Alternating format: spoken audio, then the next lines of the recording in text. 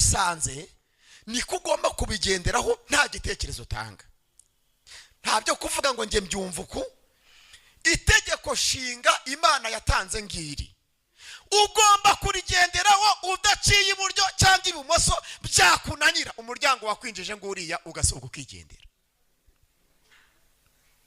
Nta muntu n'umwe hano watanga igitekerezo ngo ngewe ngo mu mategeko 10 y'Imana ndiryo kuvuga ngo kwiba rirambangamira. Uko wabisanze kwiba n'icyaha, nimba bikunaniye umuryango nguriye. Iyi tugendana iteye ite